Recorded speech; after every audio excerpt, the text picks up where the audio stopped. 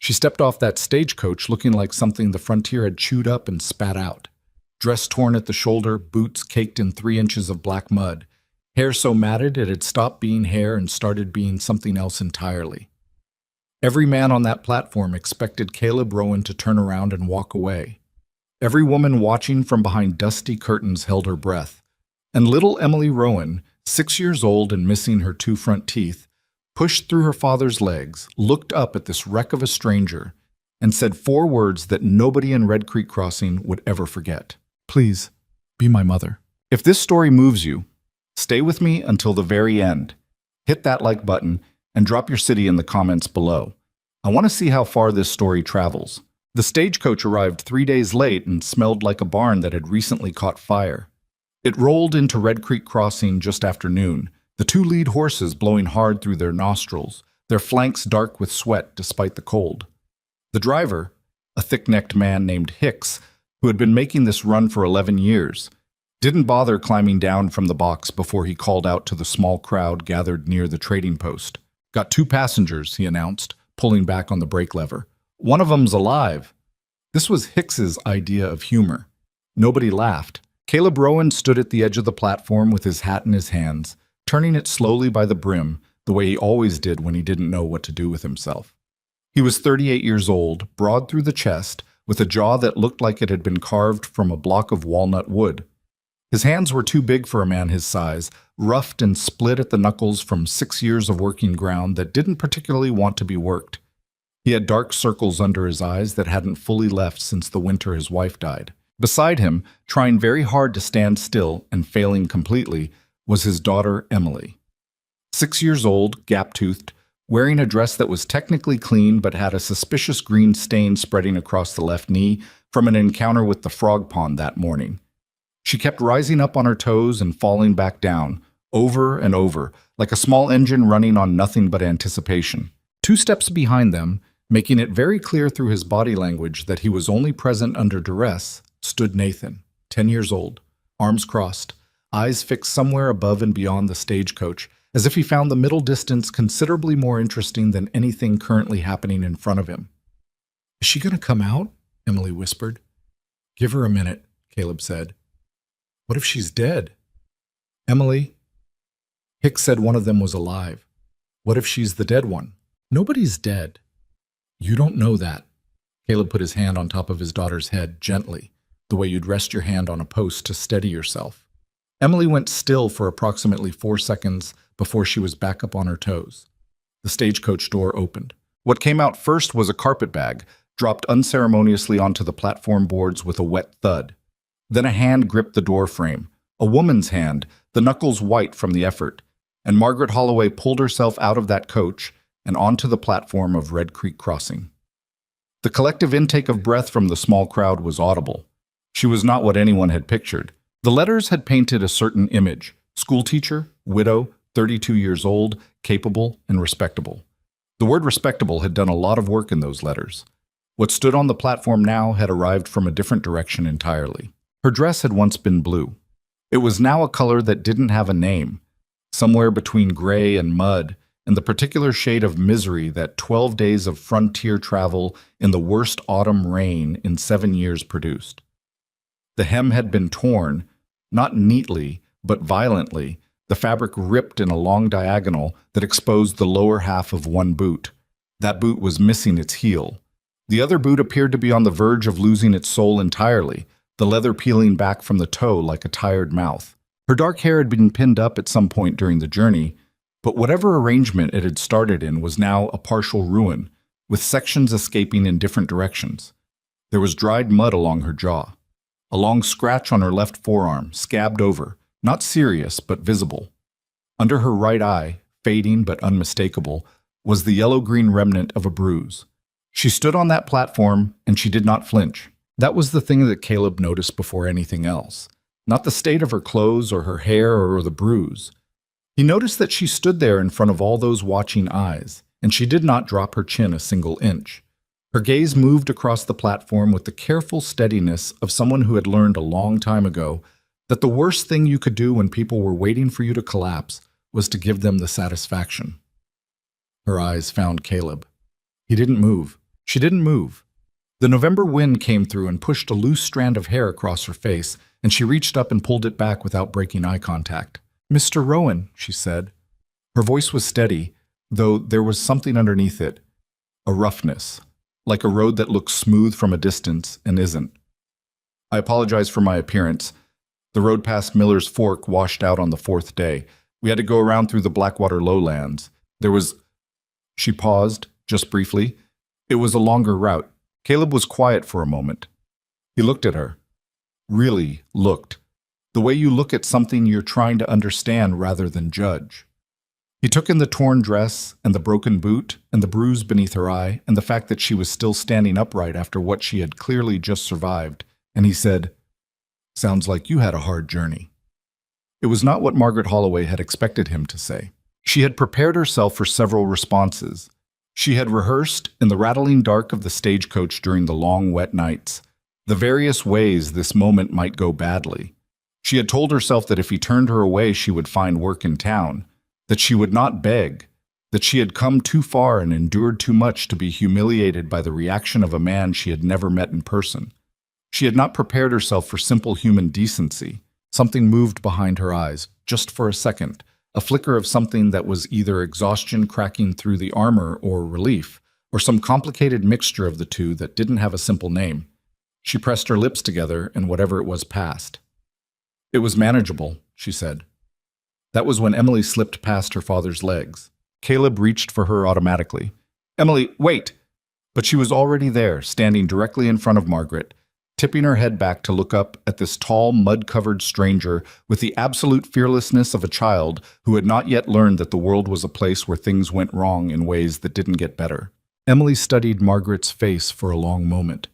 She looked at the scratch on her arm and the bruise under her eye and the ruined dress.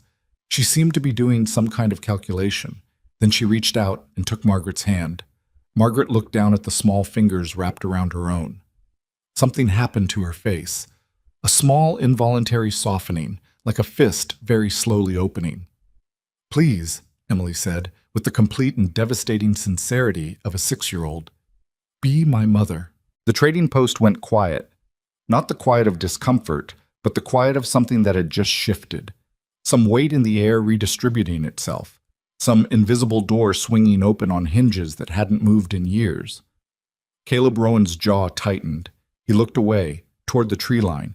And when he looked back, his expression had gone carefully neutral in the way that men go neutral when something has hit them somewhere they weren't defended.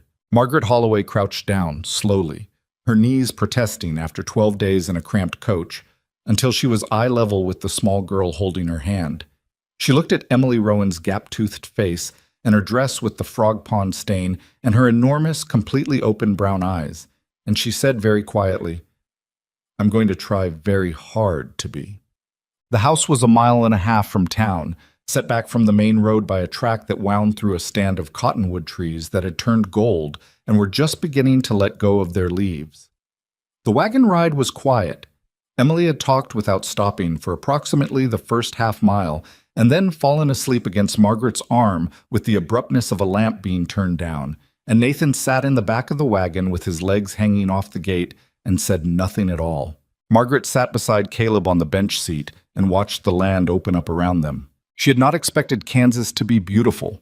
She had expected flat and hard and relentless. What she found instead was a kind of stark, enormous beauty. The sky going on forever in every direction, the grass moving in long waves like something breathing, the trees along the creek bottom burning orange and red and gold against the cold blue of the afternoon. It was a landscape that didn't ask you to like it. It simply was what it was, and you could take it or leave it. She found herself thinking unexpectedly that she could take it. "How long since your wife passed?" she asked. The question came out more directly than she'd intended. In her experience, dancing around a thing usually just meant you danced longer. Caleb's hands tightened briefly on the reins. 3 years, he said. Winter of 70. Fever. "I'm sorry." She was a good woman. He said it matter-of-factly, the way you state something that is simply true and doesn't require elaboration. "She would have liked you." Margaret looked at him. "You don't know anything about me." "No," he agreed. "But she liked people who didn't make excuses." He kept his eyes on the road. You stood on that platform looking like you'd been dragged through every mile of the last 100, and you apologized for your appearance, like the roads were your fault. They weren't not my fault. You came, though. I said I would. He nodded once, slowly, the way men nod when they're filing something away. The ranch came into view around a bend in the track, a 2-story house built from rough-cut lumber that had grayed in the weather, a long barn to the left, 2 smaller outbuildings that had seen better decades, a split-rail fence running the perimeter of the yard, and beyond all of it, rolling pasture that stretched to the hills. It was not a prosperous place. It was an honest one, the kind of place that showed you exactly how hard someone had been working and exactly how much the land had pushed back. There were things that needed fixing. Margaret counted them automatically, the way a teacher surveys a classroom for what requires attention.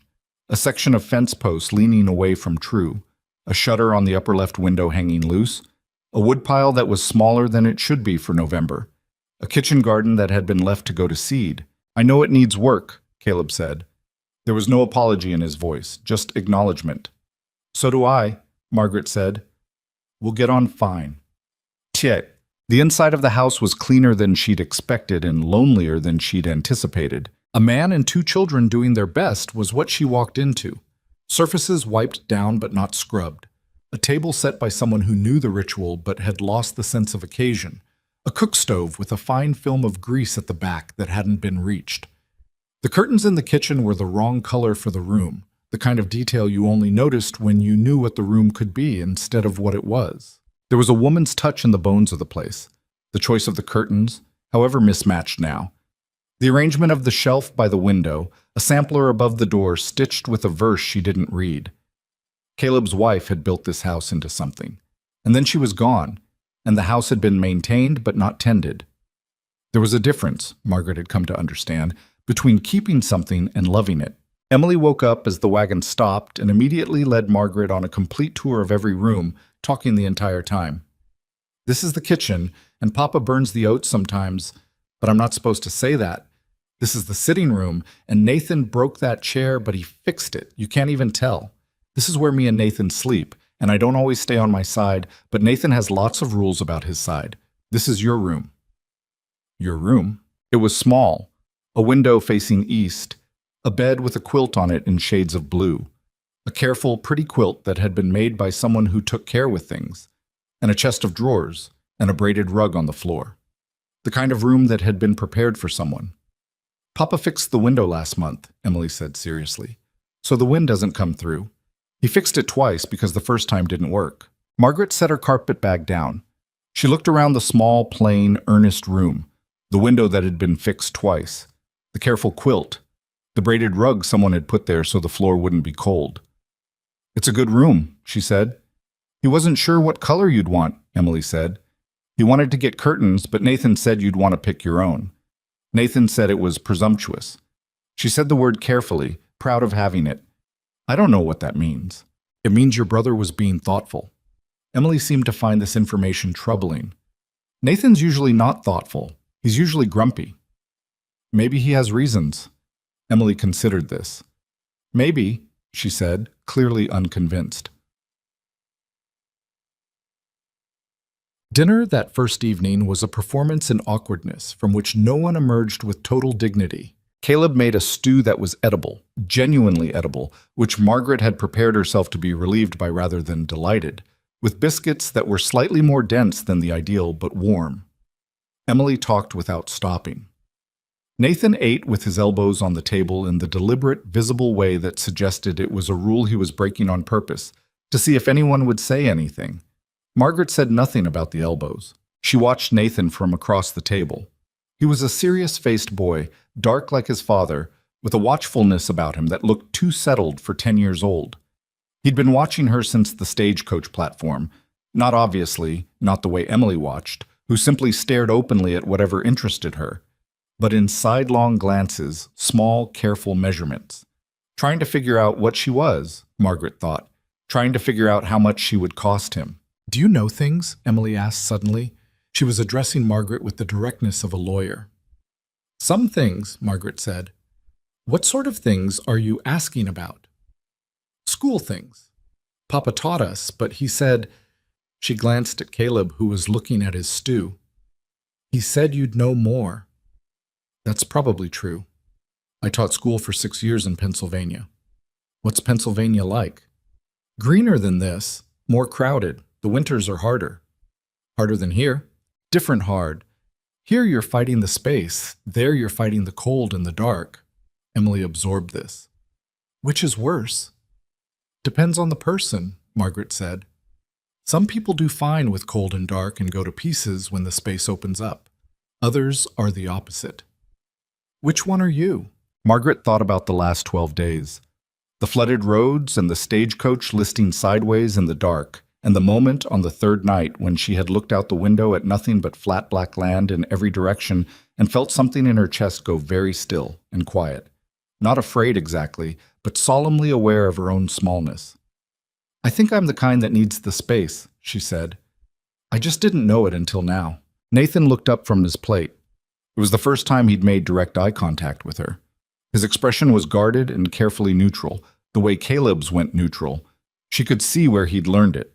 But he was listening. She could feel him listening. He looked back down without saying anything. It was something, though. She marked it and moved on. She didn't sleep well the first night, which was not surprising. The unfamiliar house had its own sounds. The creak of the upper floor when Caleb moved around before coming to bed. A loose section of the porch that rattled when the wind hit it from the north. The tick and groan of the walls adjusting to the cold. She lay in the dark under the blue quilt and looked at the ceiling and thought about the practical geography of her situation. She had married this man 6 weeks ago, on paper, through letters exchanged via a mail order arrangement that a colleague back in Pennsylvania had suggested after Margaret's circumstances had made continuing there untenable. The marriage was legal. She wore a plain gold band she had bought herself because the letters had not gotten to the point of discussing rings. She had agreed to come and to try. That was what she had promised. She was here. She had tried nothing yet. Tomorrow she would start. She was good at starting things. She was good at looking at what needed to be done and figuring out the order to do it in. She had been doing this for 6 years as a widow in a town that watched her with that particular mixture of pity and suspicion that small towns reserve for women who had lost their footing in the expected life script. She had learned to be practical before she was anything else, because practical was the thing that got you from one day to the next without falling apart. She listened to the house settle around her. She was not happy. She was not unhappy. She was here, she was alive, and tomorrow she would start. That would have to be enough. What? The morning came gray and cold, with a low ceiling of cloud that meant business. Margaret was up before the sun, dressed and in the kitchen by the time the light was barely blue at the horizon. She found the coffee things and made coffee, found the oats and made oats without burning them, and had the stove producing real heat by the time she heard footsteps on the stairs. Caleb appeared in the kitchen doorway. He stopped when he saw her. You didn't have to, he began. The oats aren't burned, she said. That may be a different experience for everyone. He was quiet for a second. The corner of his mouth moved very slightly. Emily told you about that. She told me several things. He came in and poured a coffee, wrapping both hands around the cup, and stood by the window looking out at the gray morning. He had the look of a man running calculations. All the work ahead of him, the weather moving in, the 1,000 things that needed doing before the first hard freeze.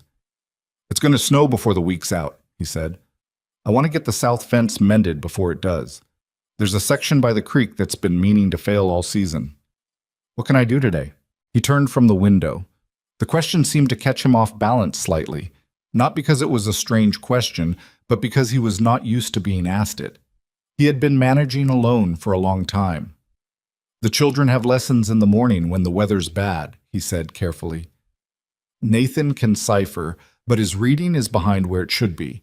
Emily is, he paused. Emily is enthusiastic. I gathered. If you could manage their lessons, that would be... He stopped, started again. That would help. All right. The curtains in the sitting room are falling apart, he said, like he was confessing to something. They were my wife's, and I don't know how to fix curtains. I'll look at them. You don't have to, Mr. Rowan? She held his gaze steadily. I'm not doing you a favor. This is my house now. The curtains fall apart. They fall apart on me too. I'll look at them. He was quiet for a moment. He nodded. "Caleb," he said. "I'm sorry." "My name. You said Mr. Rowan." He looked briefly uncomfortable, like he wasn't sure if he was overstepping. "We're married." "We're married," she agreed. She turned back to the stove. "Caleb." Nathan refused to sit at the table for his lesson. Not loudly, not with any fuss. He simply didn't come when Emily called him.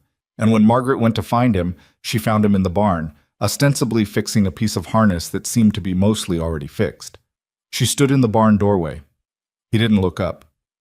"Your sister is setting up her slate," Margaret said. "I have work." "The harness looks done. There's other work." She was quiet for a moment.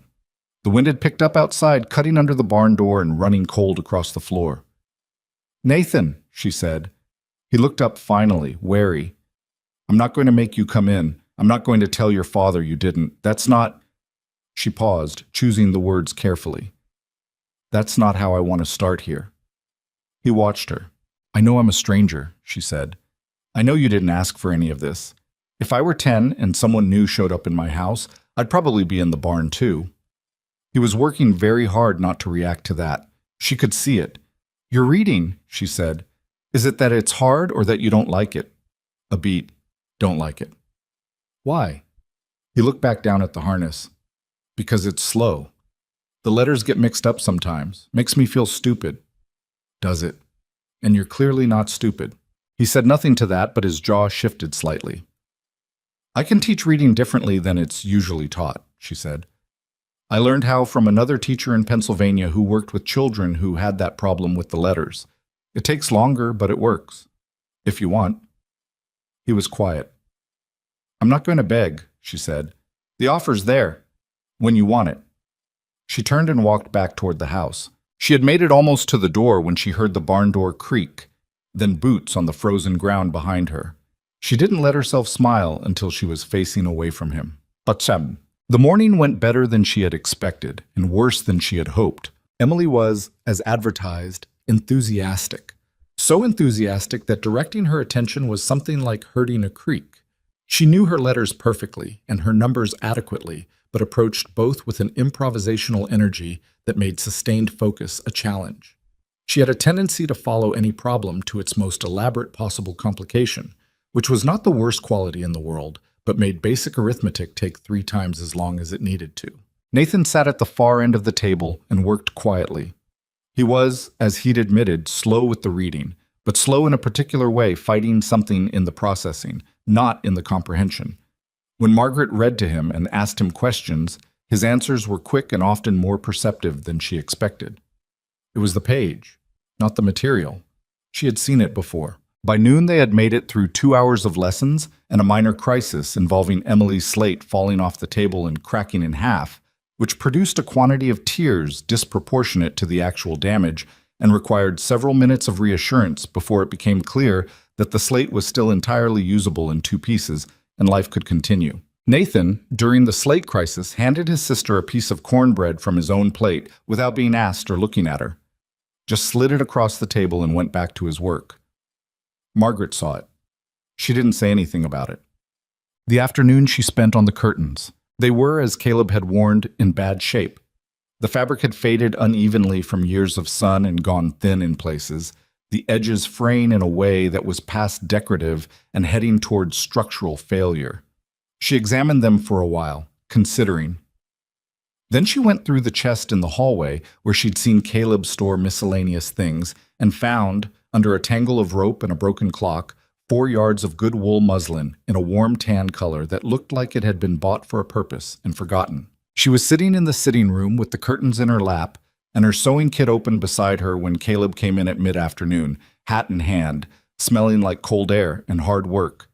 He stopped in the doorway. He looked at the curtains, then at her, then at the muslin she'd opened across the arm of the chair. "Those are," he started. "I know," she said. "I'm not replacing them. I'm adding a lining. It'll reinforce the fabric and keep out more cold. They'll look different, but the curtains will still be hers." He was quiet for a long time, long enough that she looked up from her work. His expression was complicated in a way she didn't yet know how to read, something working through him that he didn't let out, locked down, the lid on tight.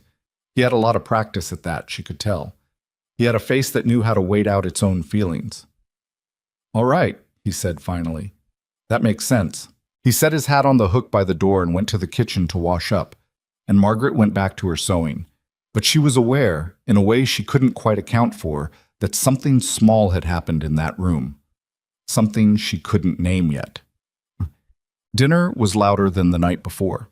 Emily had decided that Margaret needed to know several important things about the ranch, including the name of every horse, the history of a particular rooster who she described as mean for no reason, and a complicated ongoing dispute between herself and Nathan about the ownership of a specific corner of the barn loft that had apparently been running since spring. "He says he claimed it first, but I was using it first," Emily said, looking at Margaret with the expectation of a verdict. "She put a blanket up there and called it claimed," Nathan said flatly. "That's exactly what claiming is. You can't claim something that already belongs to someone else. You didn't use it for 2 whole months. I was busy." "Children," Caleb said. They both fell silent. He looked at Margaret. "The cornbread is good. Thank you." She paused. "There was baking soda in the back of the pantry that's been there long enough to lose most of its lift. I used what was left. I'll get more at Henderson's." "I made a list," she said, pulling a folded piece of paper from beside her plate, "of a few other things. When you go next." He took the paper, unfolded it, read it over. His expression didn't change exactly, but something in it settled, like a door finding its frame. He refolded it and put it in his shirt pocket. "I'll go Thursday," he said. "Check." That night, after the children were in bed, Caleb sat on the porch despite the cold. Margaret nearly went straight up to her room. She was tired in a way that sat deep in the bones, 3 days of real travel exhaustion, finally catching up now that she'd stopped moving. But she saw the lamp through the front window, and she opened the door and stepped out instead. He looked up.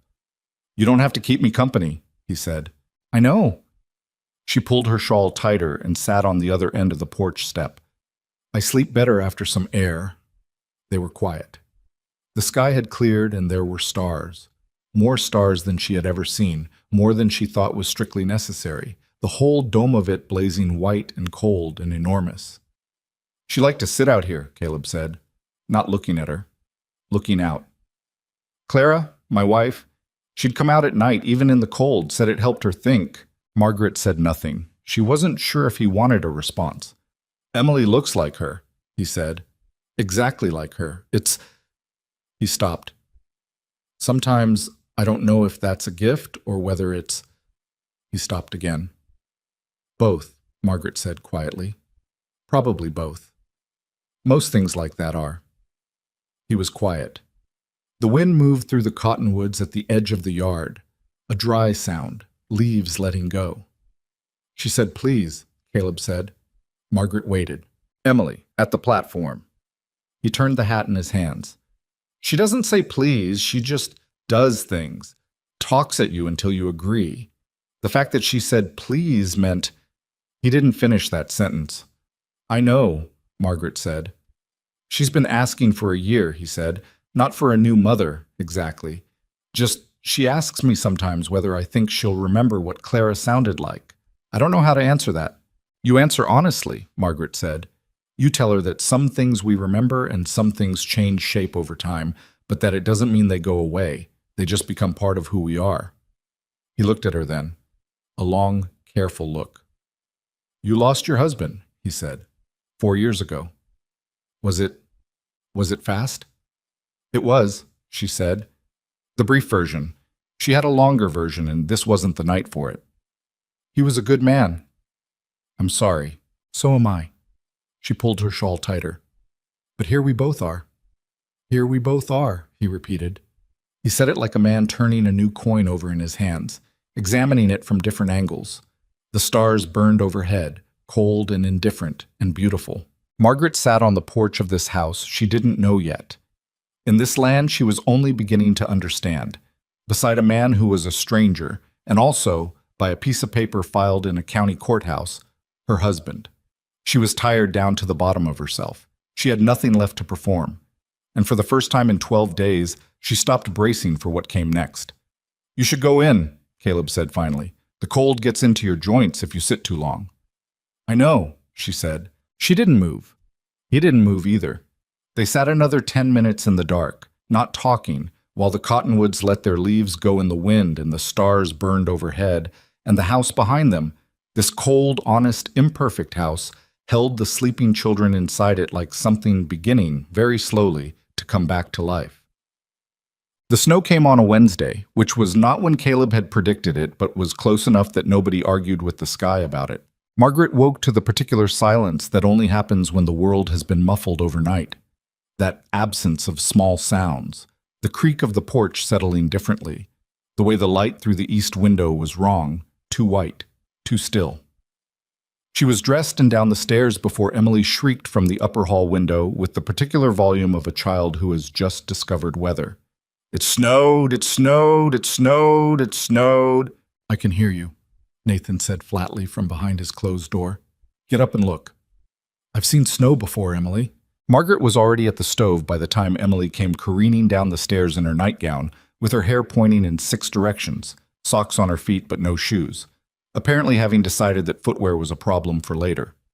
She skidded on the kitchen floor, caught the table edge, and pressed her face to the window with the force of someone trying to see through it rather than out of it. It's deep, Emily announced. It's about 4 inches, Margaret said. Maybe 5. That's deep.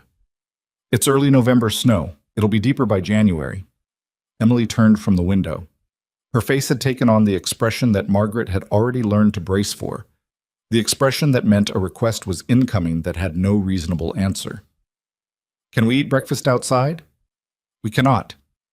Can we eat it on the porch? No. Can we? Emily, Margaret pointed at the table. Sit down and I'll put maple syrup in the oats. Emily sat down with the speed of a child who had just won something. The maple syrup was a small reserve Margaret had found in the back of the pantry, behind the useless baking soda, and had been rationing towards some unspecified occasion. She'd decided this morning qualified. She didn't examine that decision too closely. Caleb came down with his coat already on, reading the morning from the outside as he came through. She had noticed he did this every day, opened the back door before anything else, and stood there for a moment taking the measure of what the weather intended to do. This morning he stood there longer than usual, looking at the snow, doing the calculations that farmers did in their heads when weather changed the plan. South fence will have to wait, he said, coming in and closing the door. He accepted the coffee she handed him without comment, the way he always did, not ungratefully, but like a man who had stopped being surprised by small kindnesses and started simply receiving them. I want to check the cattle before the temperature drops more. There's a gap in the upper pasture fence that's been worrying me. Take Nathan, Margaret said. Caleb looked at her. He's 10, she said. He knows the land, and he needs something to do that isn't sitting inside being useful in ways that don't count. Caleb was quiet for a moment, considering this. He's got his lessons. I'll give him his lessons when you're back. Half a day in the cold won't hurt him, and it'll do him good to be needed. She said it matter-of-factly, not pushing, just placing the idea down where he could pick it up or leave it. She was learning that Caleb responded better to information than to persuasion. He was a man who made decisions by thinking them through, not by being convinced. He drank his coffee and looked out the window at the snow. All right, he said. When she told Nathan, 15 minutes later, his face went through 3 separate expressions in about 2 seconds. Surprise, a flicker of something that might have been pleased, and then the careful neutral that he wore like a coat when he didn't want anyone reading him. He pushed back from the table without a word and went to get his boots. Emily watched him go. I want to come. You're staying in, Margaret said. That's not... We're going to work on your letters. My letters are fine. Your letters are enthusiastic, Margaret said. There's a difference. Come here, I want to show you something. She had found, in the chest of books in the sitting room, a small chest, not many books, but chosen by someone with care, a copy of a natural history book with detailed illustrations. She had pulled it the night before for exactly this purpose. She set it on the table in front of Emily and opened it to a page with a detailed drawing of a great horned owl. Emily's objections died on the spot. What is that? That's what we're going to read about today. It's a bird. It's an owl. Read me what it says, right there, under the drawing. Emily leaned in close to the page, her hair falling forward. She began to read. slowly, sounding out the harder words. But reading, actually reading, pulled forward by genuine interest instead of dragged forward by obligation. Margaret sat beside her and didn't intervene unless asked. Just let Emily work through it at her own pace, correcting gently when she needed to, staying quiet when she didn't. It was going to be a good lesson. Outside, through the window, she could see Caleb and Nathan making their way toward the barn through the snow. Caleb's long stride and Nathan beside him, slightly shorter, trying to match it. Not quite reaching it, but trying. She watched them for just a moment before she looked back at the book. The snow kept falling, soft and indifferent, and the house was warm. The weeks after that first snow did not pass gently. They passed the way the frontier passed everything, relentlessly, requiring constant adjustment, punishing inattention, occasionally beautiful. The gap in the upper pasture fence turned out to be 3 gaps, the second of which Caleb found only after 2 steers had pushed through it into a neighboring property and had to be retrieved in knee-deep snow while the temperature dropped, and the man who owned the neighboring property, a broad, cheerless German named Hofstede, watched from his own fence line without offering assistance.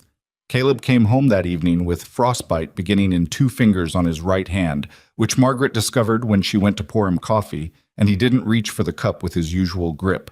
"Let me see," she said. "It's nothing." "Caleb."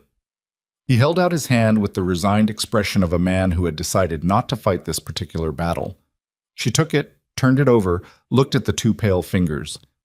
"You should have come in sooner." "The fence needed finishing." "The fence will still need finishing if you lose 2 fingers to frostbite." "I didn't lose any fingers, not yet." She was already moving to the stove, warming a basin of water to the right temperature. Not hot, never hot for frostbite, just enough, and bringing it back to the table. She set his hand in it and held it there, watching the color begin to return. "How long were they like this?" "An hour, maybe. I didn't notice right away." "You didn't notice," she repeated. There was a lot going on. She looked up at him. He had the look of a man who was fully aware he'd done something inadvisable and had run out of defenses for it. She looked back down at his hand. "You need gloves that are warmer than what you've got," she said. "The gloves I have are not sufficient. I'll make heavier liners. I need you to tell me when your hands stop feeling cold and start feeling nothing. Those are different things, and the second one matters." He was quiet. Outside the kitchen window, the snow was coming down again. "All right," he said finally. "Good." She held his hand in the warm water and didn't let go until the color was fully back and she was satisfied. He didn't say anything during that time. She didn't say anything either. The kitchen was warm and the lamp was on and the children were upstairs, and the silence between them was, she noticed carefully, not uncomfortable. That was new. She wasn't sure when it had shifted. Somewhere in the weeks since she'd arrived, the silence between them had stopped being the silence of 2 strangers coexisting and become something else. Not intimate exactly, but not strained either. It was the silence of people who had started to recognize each other's rhythms. Nathan was the harder problem. Not because he was unkind. He wasn't. He was unfailingly polite in a stiff, careful way, as if he was following rules he'd written himself. He did his work. He answered when spoken to. He was never rude, never openly resistant after the first day in the barn. But he kept a space around himself, a deliberate distance that he maintained with the consistency of someone who had decided the distance was necessary for survival. Margaret understood it. She understood it in the way that you understand something that lives in your own chest. The particular math of loss. The calculation that says, if I don't let you close, then when you leave, it will hurt less. She had done the same math herself after Daniel died. She had walked around with that wall up for 2 years before she'd even noticed it was there. You couldn't knock that kind of wall down. You couldn't reason with it or wait it out.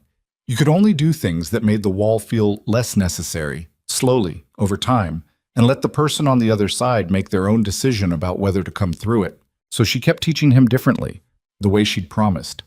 She found words that moved, words with momentum, and she had him trace letters with his finger in dry sand in a shallow tray she'd made from an old baking pan, feeling the shapes before he read them on the page. She read to him from the natural history book. He was interested in animals, she'd discovered, specifically in the mechanics of how things worked, how a hawk's eye saw differently than a human's, how a beaver built a dam in a specific sequence for structural reasons. She found the right door for Nathan, and she went through it without making a fuss about having found it. He was getting better. She could see it in the way he held a page now. Less tightly, less like something to be wrestled, more like something that might give up its meaning if you approached it right. He didn't say anything about it to her. But one evening, she came into the sitting room to find him reading on his own, the natural history book open on his lap, his lips moving slightly as he worked through a passage. He looked up when she came in, braced for something. She said, "I'm just getting my sewing," and picked it up from the basket by the chair and went back to the kitchen. She heard him exhale behind her. Something was happening with the curtains, and it was connected to something larger that she hadn't planned and wasn't sure she knew how to account for. She had finished the lining project and rehung them the previous week. The old curtains reinforced now, warmer, the muslin backing making them fuller without replacing what they were. Caleb had looked at them for a long time when he came in that evening. She'd waited, not quite sure what she was waiting for. "They're good," he'd said. "The fabric is still original," she'd said. "I just gave it something to lean on." He'd looked at her when she said that, a quick look, sharper than usual, like she'd said something that meant more than she intended. She hadn't been trying to mean more. She wasn't sure afterward whether she had or not. The thing about living in the same house as someone was that you couldn't sustain a performance. She had known this intellectually before arriving and understood it practically now. Every morning she came down looking like herself, rather than like she'd prepared to be looked at. Every meal was cooked by someone who was tired or distracted, or both. Every evening revealed the small, true shape of who everyone was when they stopped trying. She had seen Caleb burn the oats, exactly as Emily had warned, on a morning when he'd gotten up early to deal with a horse that was favoring a leg, and then come in distracted and let the pot go too long. She'd come down to find him standing over the stove with the particular expression of a man who knows he has failed at something and is deciding whether to pretend he hasn't. She'd wordlessly taken the pot off the heat, looked into it, poured it out, and started again. "You don't have to," he'd started. "It's not a favor," she'd said. Same words as before. He'd remembered. She'd seen it in his face. He'd gone to the table and sat down and watched her work without saying anything. Emily came down and immediately assessed the situation with uncanny accuracy. "Did Papa burn the oats again?" "The oats were challenging this morning," Margaret said. "That means yes," Emily told her father informatively. "I know what it means," Caleb said. Emily sat down next to him and patted his arm. "It's okay, Papa. Margaret won't be mean about it." "I'm not usually mean about things," Caleb said, with great dignity. "You were mean about the fence last Tuesday." "I was frustrated about the fence." "You said a word that Nathan said, 'I'm not old enough to know yet.'"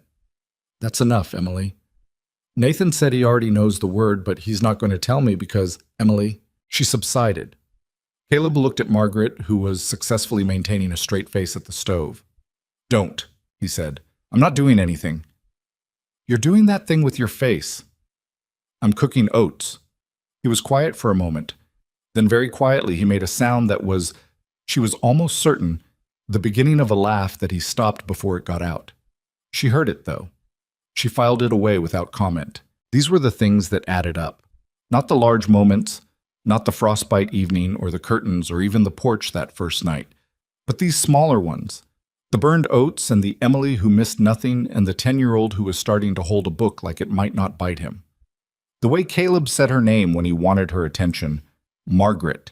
Not like he was calling across a field, but like he'd gotten accustomed to the sound of it. She hadn't expected this.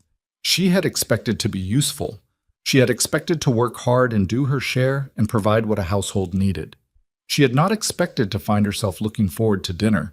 That realization arrived on a Tuesday evening in late November while she was setting the table, counting out 4 plates, 4 cups, 4 forks, and she stopped in the middle of setting the 4th place and stood there for a moment with a fork in her hand, because she had just noticed that something she had been doing by obligation had quietly become something she was doing because she wanted to be here for it. She set the fork down. She picked it back up and placed it correctly. She didn't know what to do with that observation, so she put it in the back of her mind beside several other observations she hadn't found a use for yet, and she went back to the kitchen to check on the pot. The letter arrived from Pennsylvania in the first week of December. It came through the trading post, addressed to Mrs. Margaret Holloway, The old name, which meant it had been written before the marriage. She recognized the handwriting immediately. Vera Marsh, who had been her closest friend in the town she'd left, who had helped her find the advertisement and written 3 letters during the arrangement period, asking whether she was sure, whether she was really sure, whether she had considered all the alternatives. Margaret read it in her room before supper. Vera wrote with the urgency of someone who felt that geography had not adequately solved the problem.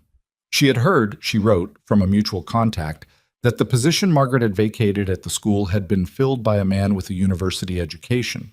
She wrote that she missed Margaret terribly. She wrote that there was a widower in the next county, a prosperous man, who had asked after Margaret's situation. She wrote, carefully, that she hoped Margaret was comfortable in her new circumstances, and that if she was not, arrangements could certainly be made. Margaret read the letter twice. Then she folded it carefully, the way you fold something you've decided to keep, and put it in the small tin box where she kept her papers. She was not going back to Pennsylvania. She had known this for a few weeks, and the letter just confirmed it, clarified it, made it into something she could hold up and examine. There was nothing wrong with Pennsylvania. There was nothing wrong with Vera's concern, which came from genuine affection. But the life Vera was gesturing toward, the careful, watched, pitied life of the respectable widow being managed by a town's good intentions. She had already lived that life for 2 years, and she knew its shape entirely. She knew how it ended. It ended with you getting smaller every year, making yourself less troublesome, more agreeable, easier to absorb into the background of other people's narratives. This life, whatever it was, did not make her feel like background. She went down to supper and put the letter out of her mind. That evening, Emily didn't want to go to bed. This was not unusual. Emily's relationship with bedtime was more of an ongoing negotiation than a settled agreement. But this evening, she was more specific about it. She sat in the sitting room in her nightgown with her feet tucked under her and watched Margaret mend the knee of one of Nathan's work trousers, and the watching had a quality of deliberateness to it. "What?" Margaret said eventually, without looking up. "Are you going to stay?" Emily asked. Margaret looked up then. Emily was watching her with the same enormous, wide-open directness she'd had on the stagecoach platform that first day. No guile in it, just the question. "Yes," Margaret said. "Forever?" "That's the plan." Emily was quiet for a moment, thinking this through. "Even if things are hard?" "Things are always hard. That doesn't change the plan." "Papa thought you might leave," Emily said, "before you came. He didn't say so, but Nathan told me he heard Papa tell Mr. Hofstede that he wasn't sure a woman from the East would last the winter." Margaret absorbed this. Did he? "Nathan says Papa says things differently when he thinks no one's listening." "Most people do." She went back to the mending. "Tell your brother not to eavesdrop." "He doesn't mean to. He just listens very hard." "Go to bed, Emily." Emily uncurled from the chair with the slowness of someone maximizing the time before departure. She stood in the doorway for a moment. "Margaret?" "I don't think you're going to leave," Emily said with a seriousness that did not belong on a 6-year-old's face. "I think you're the kind of person who stays." She padded up the stairs before Margaret could say anything. Margaret sat in the sitting room for a long moment after the footsteps on the stairs went quiet. The lamp burned low. The fire in the stove had settled into coals. Outside, the wind was building again, coming down from the north with the particular voice it had out here, not the wind between buildings sound of a town, but the wide, unobstructed sound of open land, something between a moan and a current. She set down the mending and looked at the curtains she had reinforced, at the sampler above the door that she had finally read. Just a simple thing, just the word home stitched in blue thread by a hand that wasn't here anymore. At the braided rug under her feet, and the chair she'd started thinking of as her chair, and the shelf where she'd moved the books from the chest so they could breathe. It had been 5 weeks. In 5 weeks, she had not transformed this place. It was still rough, still too much to manage, still carrying its share of grief and isolation, and the particular weight of a life being lived at the edge of things. She had not made it something out of a catalog, but it was warmer than it had been, not just because of the curtains. She picked the mending back up and finished Nathan's trousers by lamplight. When Caleb came in from checking the stock, she was still sitting there. He stopped in the kitchen doorway, looking at her across the room, hat in hand, cold coming off him in waves. "You're still up," he said. "I'm finishing this." He came in and sat down at the kitchen table, pulling off his boots in the way he did. Always left one first, then right, then setting them by the door with the careful habit of a man who had lived alone with children long enough to know that the smallest sources of noise at night were a problem. He poured himself the last of the coffee, cold by now, and drank it cold. "The wind's picking up," he said. "I heard. Might be a bad one by morning. I'll get up early and start the stove before the children are down." He nodded. He looked at the curtains for a moment, the way he sometimes did, not obviously, just a brief registration. Then he looked at her. "Nathan told me his reading is better," he said. She kept her eyes on the mending. "It's improving." "He doesn't usually say things like that about himself." "No," she agreed. "He doesn't." Caleb was quiet. She could feel him working towards something, that particular hesitation of his, the moment when a thought had made it to the edge of words and was deciding whether to make the crossing. "I owe you an apology," he said. She looked up. "Before you came—" He was looking at his coffee cup. "I told a neighbor I wasn't sure you'd last the winter. I said a woman from the East wouldn't know what she was getting into." Emily's information, delivered through Nathan. She kept her expression even. "I see. I was wrong to say it." "You were also wrong about me," she said, with enough directness that it landed, but not so much that it was cruel. "Yes," he said. "I was." He met her eyes. "I'm sorry, Margaret." The apology was simple and plainly meant, without decoration. She had learned this about him.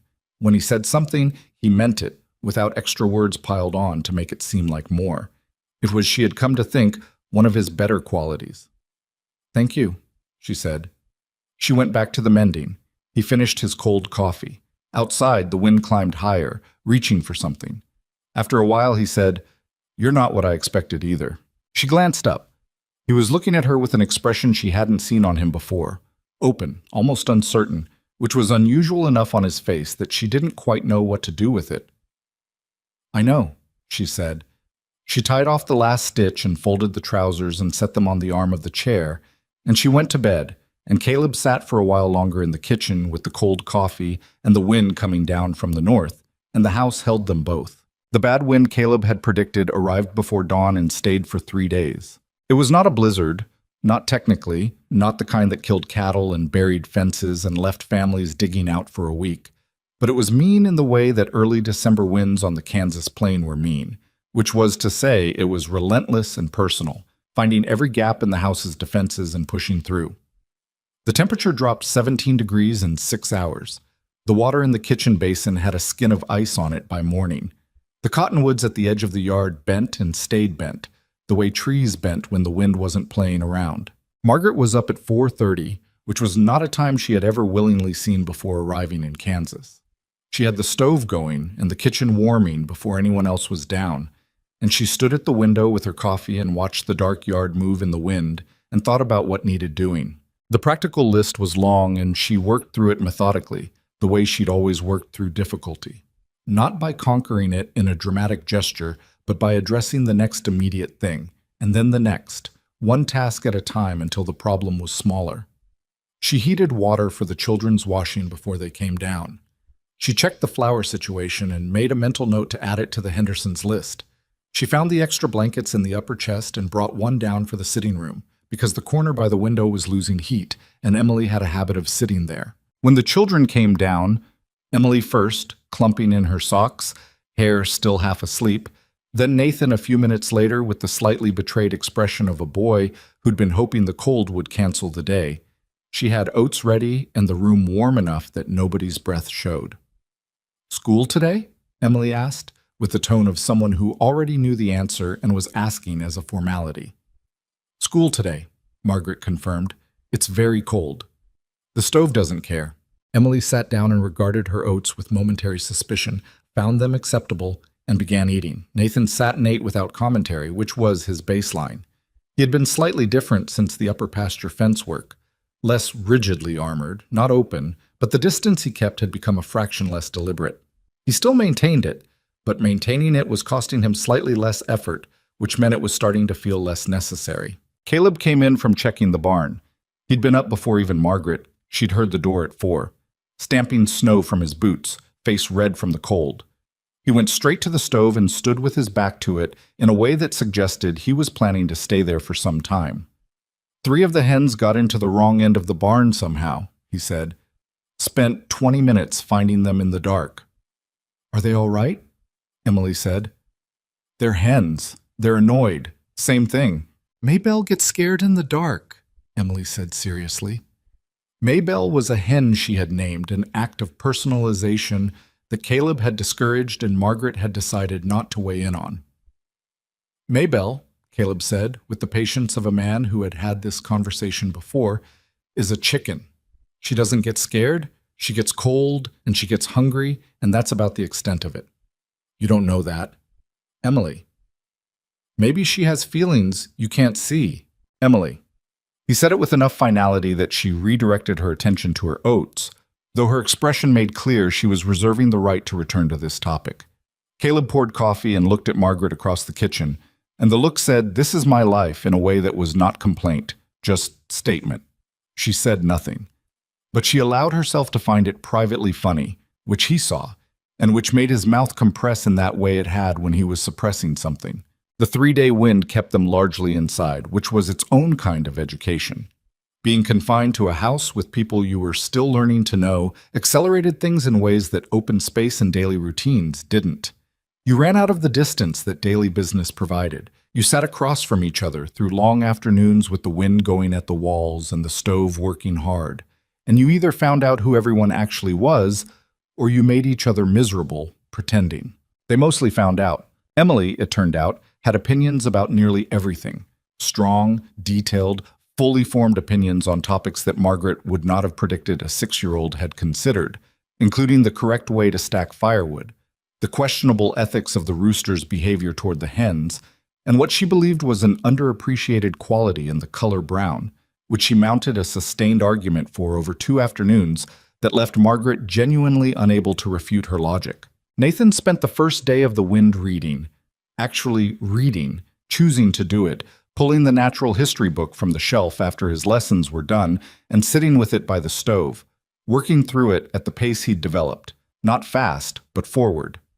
He didn't comment on it, and Margaret didn't comment on it.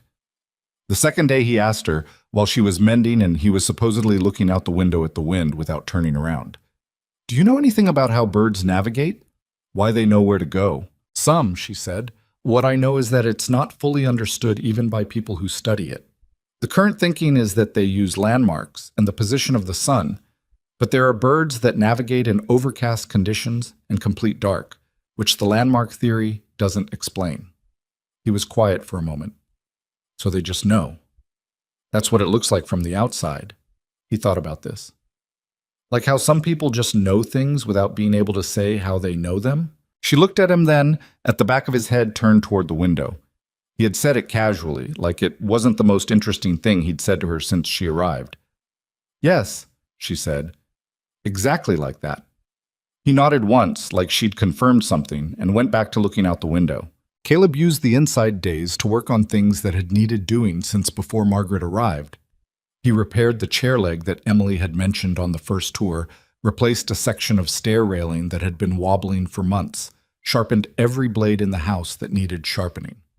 He worked methodically and without conversation, but the working itself was a kind of presence. She found she had gotten used to that quality of his, the solid, steady presence of someone doing what needed to be done without drama about it. The second evening of the wind, they were both in the sitting room, she with her sewing, he with a piece of harness leather he was mending, and Emily had been put to bed after significant negotiations, and Nathan had gone up on his own at a reasonable hour, which was so unusual that both adults had registered it without saying anything. The fire had settled. The wind was somewhere on the edge of its second night, rattling the newly reinforced curtains in a way that would have been worse without the lining, and the room was warm enough to be almost comfortable. "Tell me about your husband," Caleb said. He said it without preamble, looking at the leather in his hands. The directness of it, no build-up, no careful approach, caught her off balance. "Daniel," she said. "You don't have to. I know." She set her sewing down for a moment, thinking about how to approach it. He was a school teacher too. That's how we met.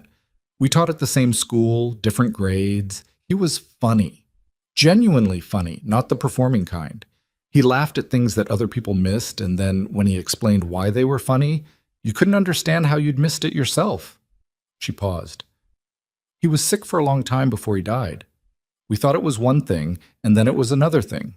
By the time we understood what it actually was, there wasn't much to be done about it. How long were you married?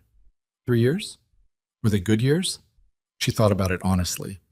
Mostly. The last one was hard. He didn't handle being sick very well. He was a man who needed to be useful, and he couldn't be, and that cost him something. Cost us something, too. She picked her sewing back up. He was a good person, but he wasn't easy to know. I think I was still learning him when he died. Caleb was quiet, working the leather. Claire was easy to know, he said.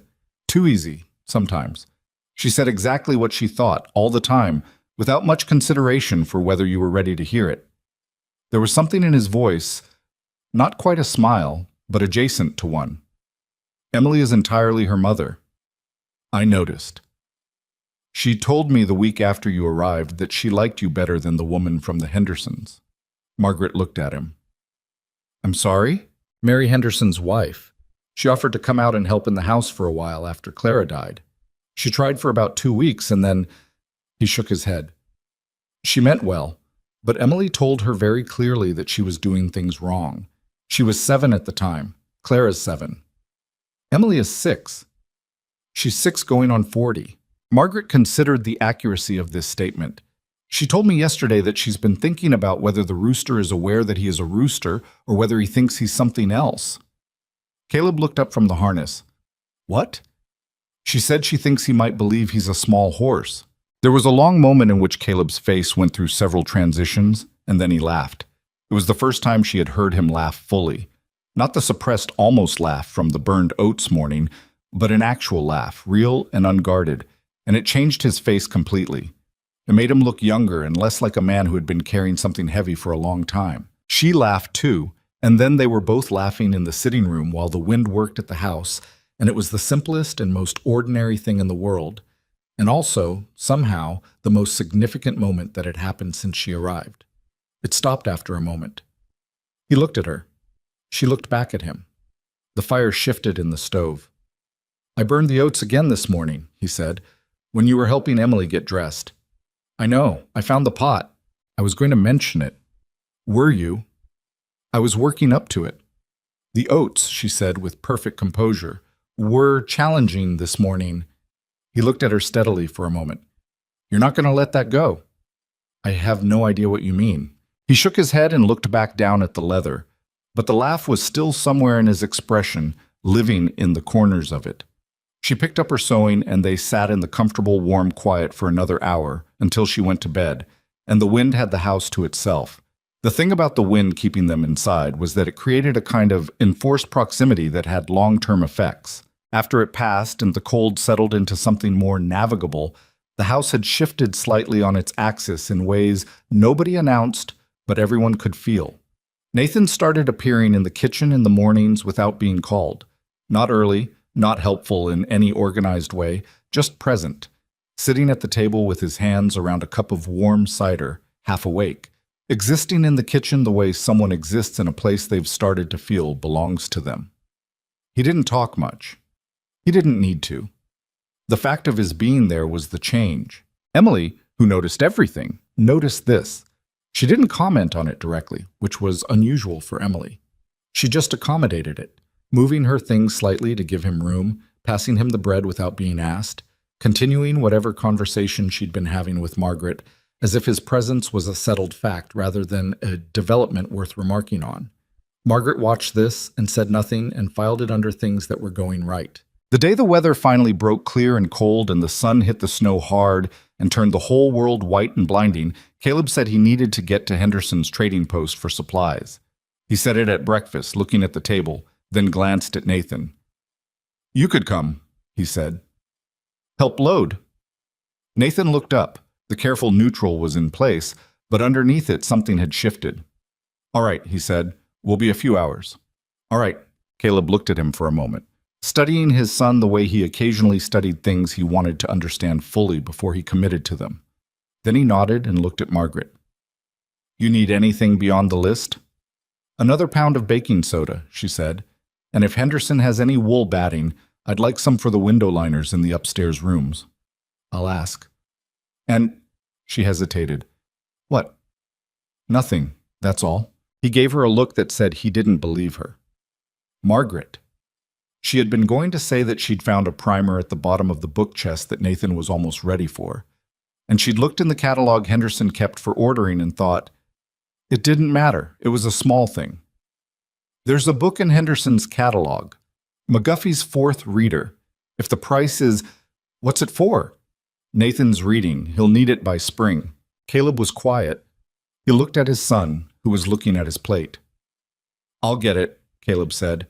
Nathan didn't look up, but she saw his jaw shift, that small movement she had learned to read as him processing something he wasn't going to say out loud.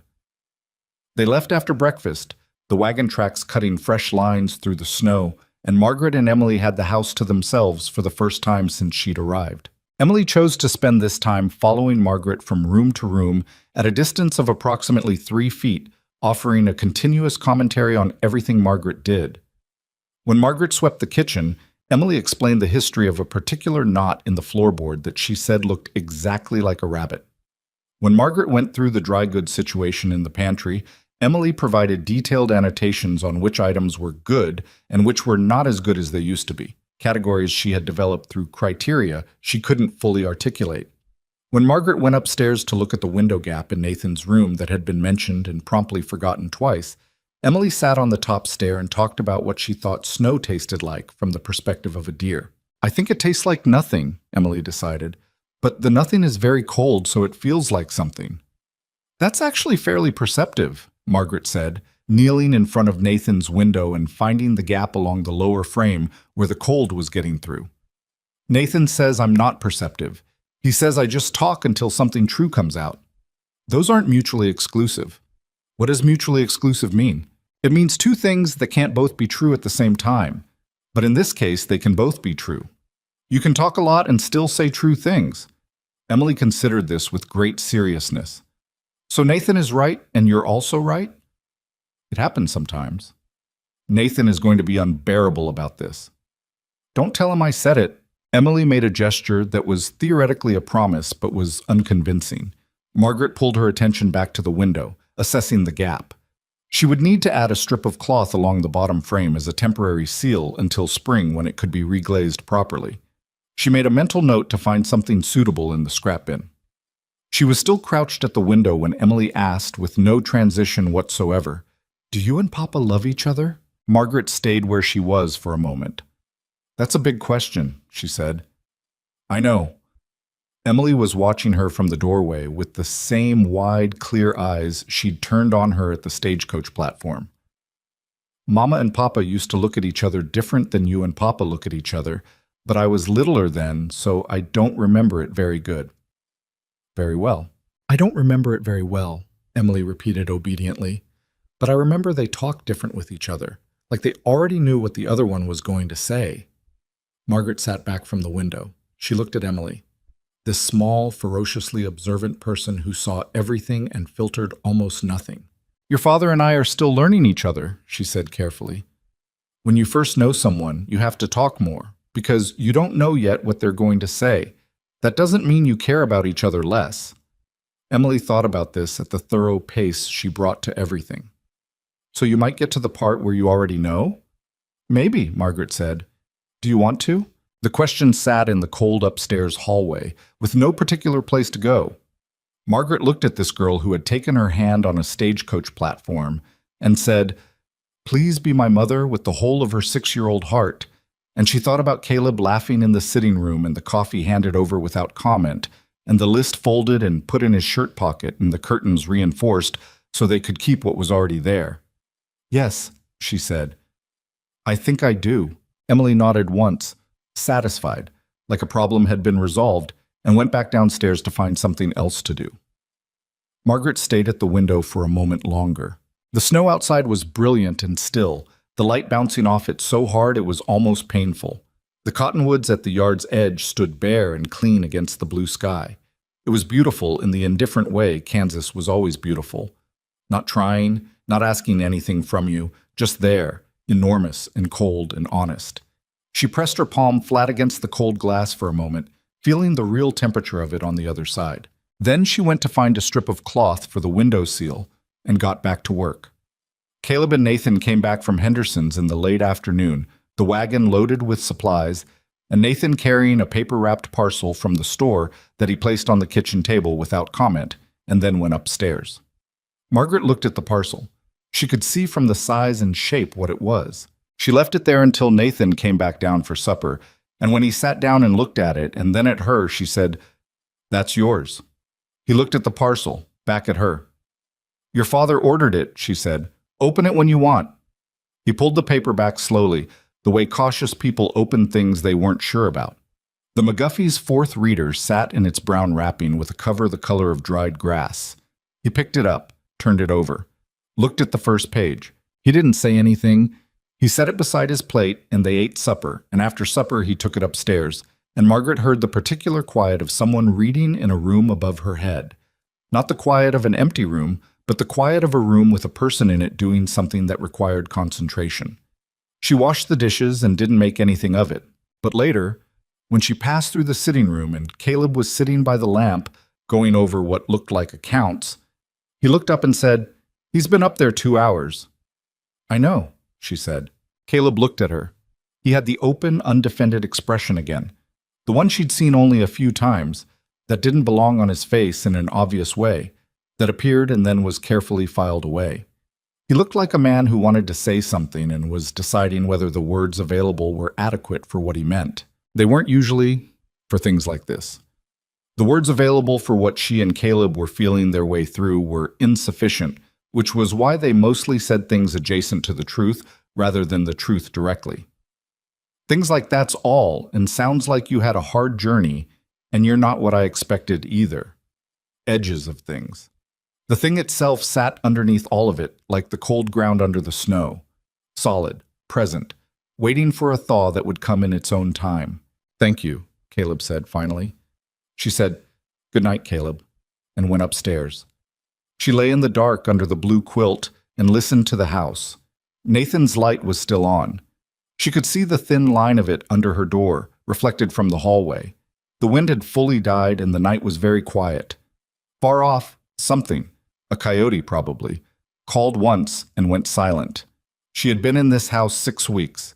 She was no longer counting. That realization arrived without drama, without announcement, just settled into her the way warmth settled into a cold room. Slowly, from the edges in, until you noticed it had been there for a while without you marking the exact moment it started. She had been counting days the way you counted days when you were waiting to find out whether something was going to work. And then somewhere between the burned oats and the curtains, and Emily's question in the upstairs hallway, and Nathan's light still on at 9 o'clock with a book in his hands, she had stopped. She did not know exactly what this was. She knew what it was not. Not easy, not simple, not the kind of love that announced itself cleanly. It was something built from the compounding of small, ordinary moments, each one insufficient on its own, the sum of them becoming something she couldn't quite walk away from even if she tried. She was not sure she wanted to try. She pulled the quilt up and closed her eyes and let the house hold its familiar weight around her. The creak of the porch in the cold, the tick of the stove cooling, the thin line of light still showing under Nathan's door. And she slept. The question that broke everything open came from Emily, as most things did, and it came on a Sunday. It was the kind of December Sunday that couldn't decide what it wanted to be. Too cold for comfort, but not cold enough to justify staying entirely inside. The sky doing something complicated with light that made the snow look blue in the shadows and almost gold where the sun hit the open pasture. Caleb had come in early from the morning chores, which was unusual enough that both children noticed. He'd sat at the kitchen table with his coffee and hadn't moved for 20 minutes, just looking at something in the middle distance that wasn't in the room. Margaret had let him sit. She'd learned that about him, that he had weather of his own, internal fronts that moved through and needed time to pass. And the worst thing you could do was ask about them before they were ready to be talked about. Emily had no such understanding of strategic patience. She came downstairs with her hair braided, badly, lopsidedly, a braid that had started with ambition and lost confidence about halfway down, and immediately assessed the kitchen situation the way she assessed everything, which was to say comprehensively and without filter. "Why is everyone being quiet?" she said. "We're not being quiet," Nathan said from behind the McGuffey reader. He had taken to carrying it to breakfast, which Margaret found quietly satisfying every single morning. "You're being quiet, and Papa is being quiet, and Margaret is being quiet, and that's everyone, so everyone is being quiet." Emily sat down and looked around the table. "Did something happen?" "Nothing happened," Caleb said. "Is it the fence again?" "No." "Is it Hofstede?" "Emily." "Is it—" "I'm thinking," Caleb said, with the particular patience of a man who has had 6 years of Emily. "People are allowed to think." Emily looked at him for a moment, clearly unconvinced that this was the whole explanation, and then turned her attention to Margaret. She studied Margaret's face with the forensic attention she brought to things that interested her. "Margaret," she said, "are you and Papa actually married?" The kitchen went very still. Nathan lowered the McGuffey reader. Caleb set his coffee cup down. Margaret, who had been slicing bread at the counter, stopped slicing. Emily looked around at the effect her question had produced, apparently finding it informative. "Because Mrs. Hofstede told Mrs. Henderson that it wasn't a real marriage," she continued, in the tone of someone delivering a news report. "She said it was an arrangement. I heard her say it when Papa took me to Henderson's the time you stayed home with the headache. She said it was—" Emily squinted, retrieving the exact words. "A practical arrangement between two people with nothing better available." The silence in the kitchen had a particular quality to it now. Caleb's jaw had gone hard. He was looking at the table, and whatever he was feeling about Mrs. Hofstede's editorial was moving across his face in a way he was working to contain. Nathan was looking at Margaret, not his father. The book was closed in his hands. Margaret set the bread knife down carefully, the way you set something down when your hands are not entirely steady and you don't want to announce it. She turned around and looked at Emily. "Why are you asking me?" she said, "instead of your father?" Emily considered this with complete seriousness. "Because Papa's face does the thing when something is hard. You just tell me the truth."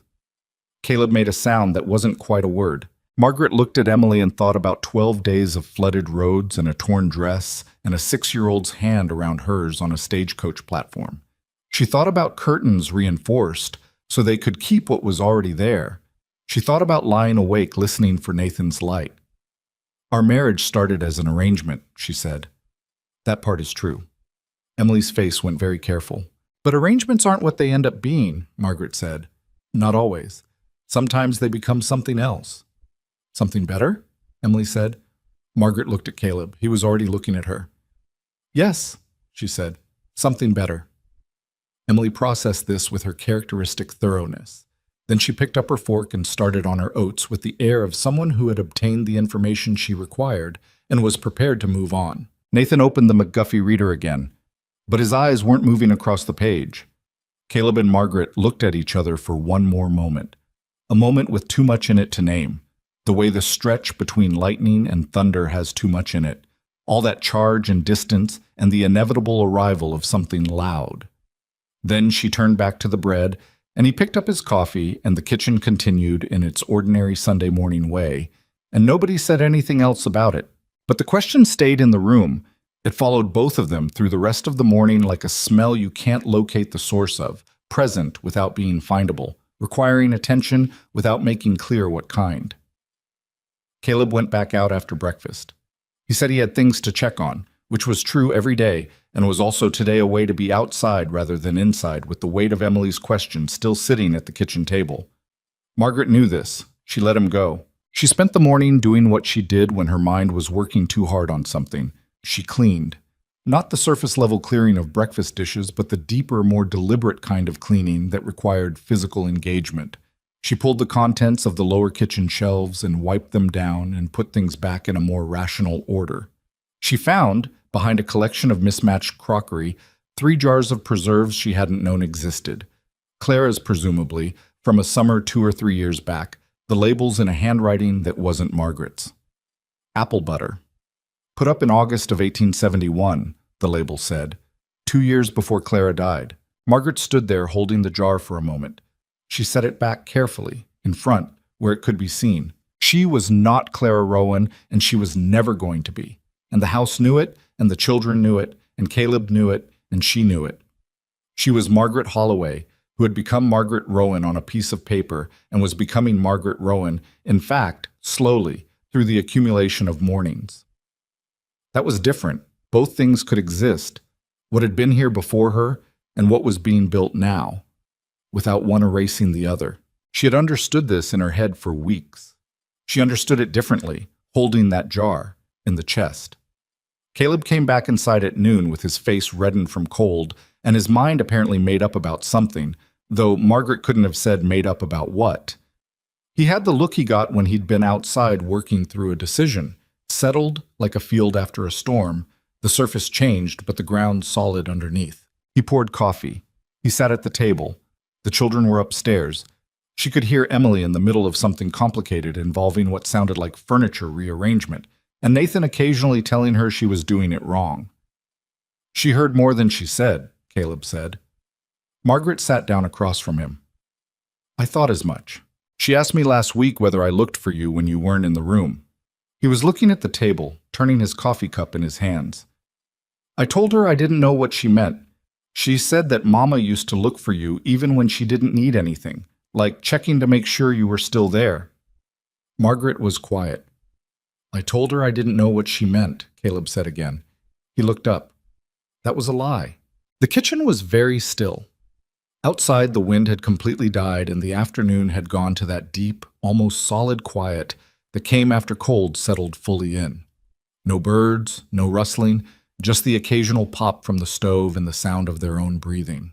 I owe you more than I've said, he said. More than I know how to say, maybe. I'm not... He stopped. He was not a man who fumbled for words typically, but he was fumbling now, and he knew it, and he kept going anyway. I wrote those letters for 7 months. Before you came. I had a picture in my head of what I was writing to. Someone capable, sensible. Someone who would manage the house and help with the children and fill in what was missing in a practical way. He looked at her directly. I was not prepared for you. That goes both directions, she said. I know, but I need to say this. He set the coffee cup down. The woman I invented in those letters, she was useful. What you are is... He stopped again, frustrated with the limitations of what language was offering him. You walked off that stagecoach looking like the road had done everything it could to you, and you stood there and didn't fold. You looked at everything here, the house, the fence, the children, me, and you didn't flinch. You just started. His voice had roughened slightly. I've been pretending for 3 years that I was managing fine. You made it hard to keep pretending that.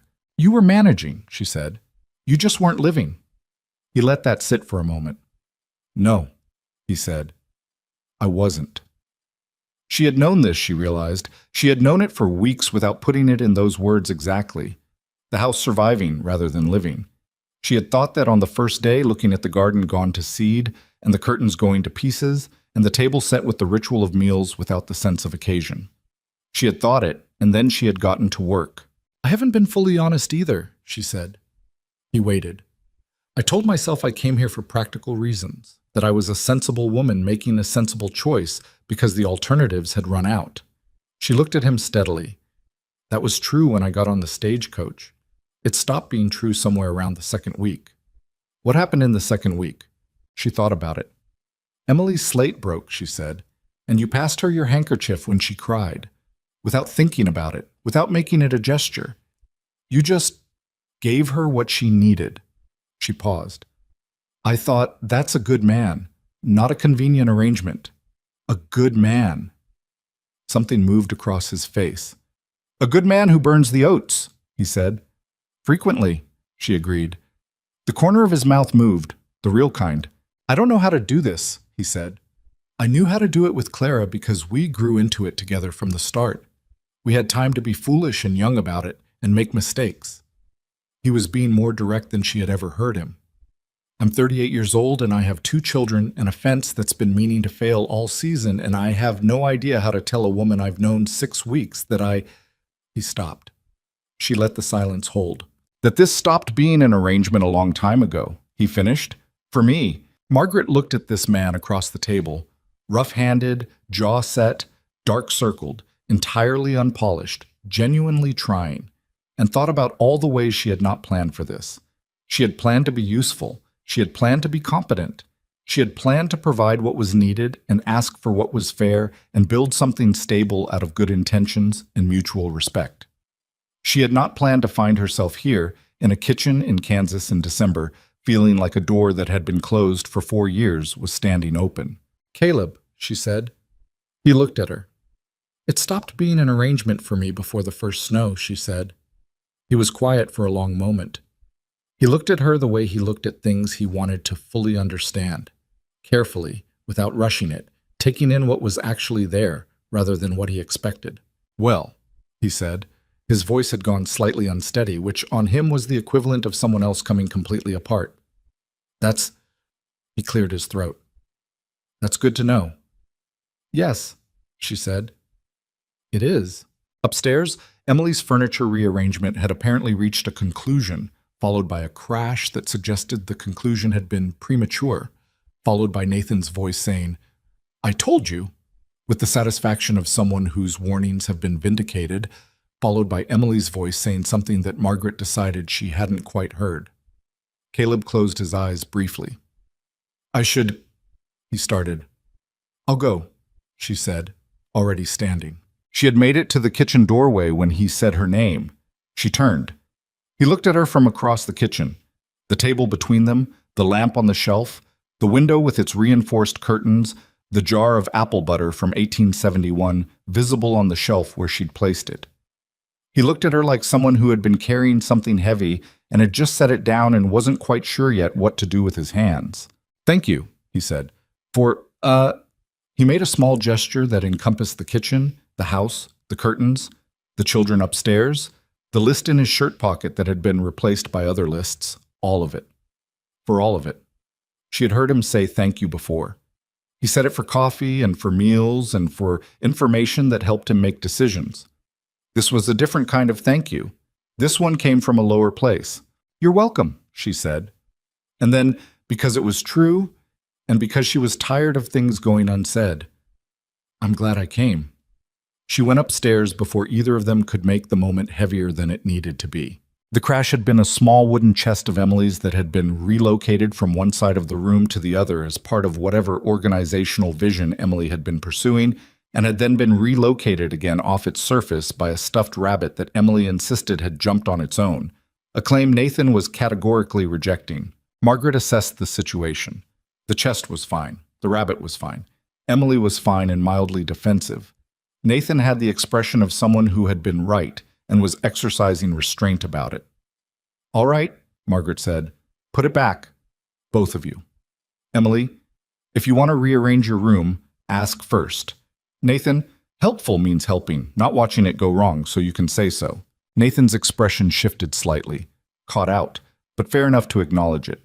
He picked up one side of the chest. Emily picked up the other. They moved it back without discussion. Margaret stood in the doorway of the children's room and looked at them working together. Nathan deliberate and careful about placement. Emily providing a constant stream of direction that Nathan was mostly ignoring but occasionally incorporating.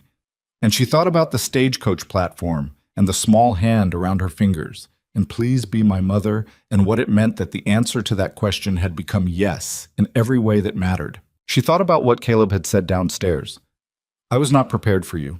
She hadn't been prepared for any of this either. She had not been prepared for the particular way this family was broken and real and trying, the way all families were broken and real and trying, and the way that fact had stopped feeling like a problem to manage and started feeling like the thing itself, the actual thing, the whole point. That evening at supper, nobody talked about what had happened in the kitchen at noon, not because it was being avoided, but because it didn't need to be talked about. It had happened. It sat among them at the table the way warmth sat in a room, present, real, not requiring announcement. Emily had somehow gotten maple syrup in her braid, a fact that was discovered mid-meal and produced a small uproar. Nathan told her it was because she'd been gesturing too dramatically while talking about the rabbit. Emily said the rabbit was a relevant part of the story. Caleb looked at Margaret across the table with an expression that had something in it she hadn't seen before. Not quite a smile, wider than that, something that lived in the eyes more than the mouth. like a man looking at something he hadn't known he was allowed to want, and finding out he had it anyway. She looked back at him. Under the table, not visibly, not for anyone else. Just a quiet, deliberate thing. His hand covered hers on the bench seat between them. Just for a moment. His palm over her knuckles, warm from the supper dishes he'd been passing, rough from everything the land had asked from him. She turned her hand and held it. Emily was still explaining about the rabbit. Nathan was still arguing with the explanation. Outside, the December night was coming down hard and cold and clear, the stars taking their positions one by one in the enormous Kansas sky, and the lamp on the table threw its circle of light across 4 faces in a house that was warmer than it had been. Not from the stove, not exactly, but from something that didn't have a single word for it and didn't need one. The supper got cold. Nobody rushed to finish it. The morning after supper got cold and nobody rushed it, Caleb woke the children before breakfast. This was not normal. On normal mornings, Caleb was already outside by the time the children came down, and the morning routine ran on Margaret's management and Emily's chaos and Nathan's reluctant participation. So when Emily appeared in the kitchen doorway to find her father already sitting at the table, coat off, clearly waiting, she stopped in the middle of pulling her second sock on and stared at him. "You're inside," she said. "I live here," Caleb said. "In the morning, you're usually outside." "Sit down, Emily." She sat, one sock on, one sock in her hand, and looked at him with the careful attention she reserved for situations she hadn't yet categorized. Nathan came down a minute later, took in the scene. Father at the table, no coat, Margaret standing by the stove with her hands wrapped around her coffee cup, looking at the window, and sat down without being asked, which told Margaret he understood that something was happening. Caleb looked at both of his children. "I want to tell you something," he said. "Both of you." Emily put her sock on. She seemed to understand, in whatever way she understood things, that this was a moment that required both socks. "When your mother died," Caleb said, and he said it plainly, without the careful circumnavigation that the subject usually required, "I made a decision that I didn't know I was making. I decided that what we needed was to manage, to keep the ranch running and keep the house going and keep everyone fed, and that would have to be enough." He paused. "I was wrong about that.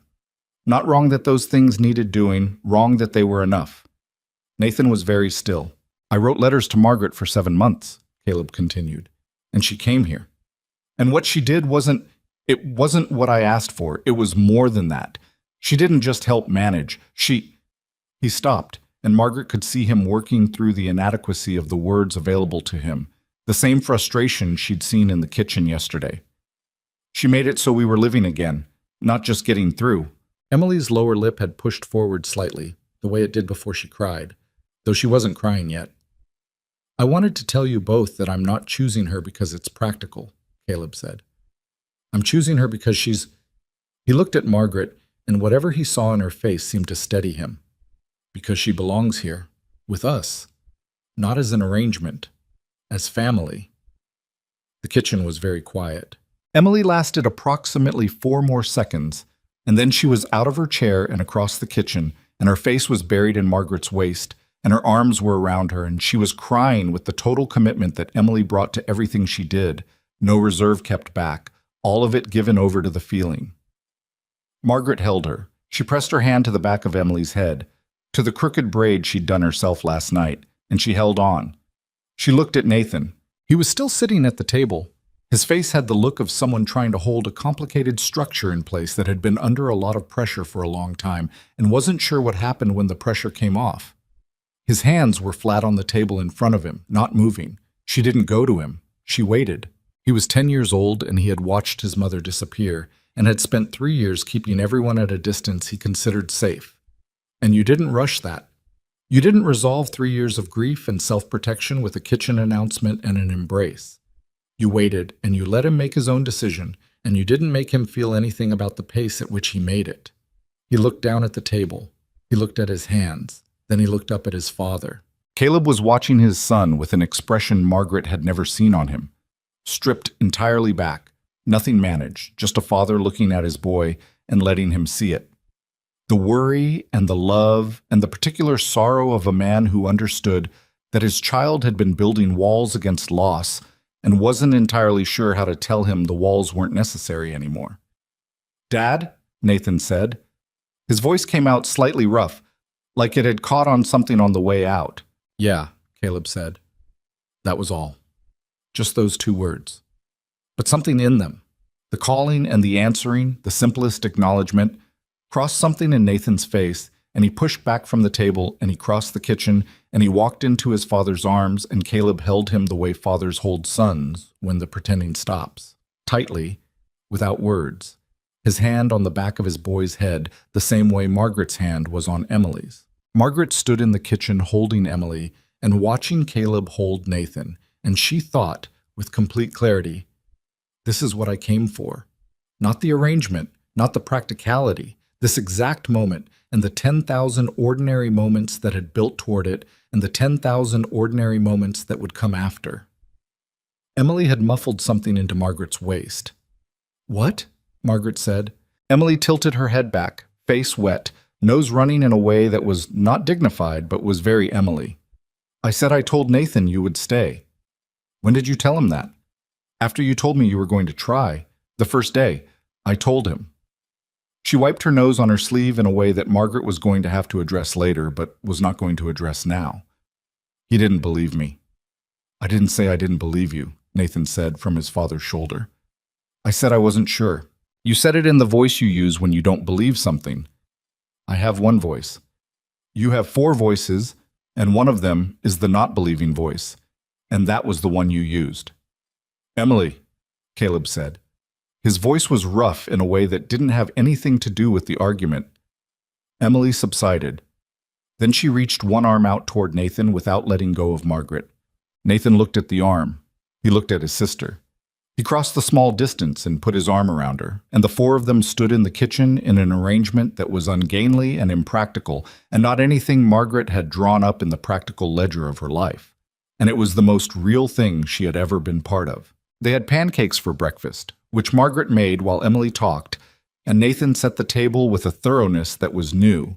Not the going through the motions table setting of someone doing a chore, but the actual table setting of someone who was in a place they'd decided to be. He straightened the cups. He put a spoon for the maple syrup without being asked. Caleb watched this and said nothing. He caught Margaret's eye across the kitchen, and she shook her head slightly. "Let it be, don't name it." And he nodded once and looked back at his coffee. The pancakes were not entirely even.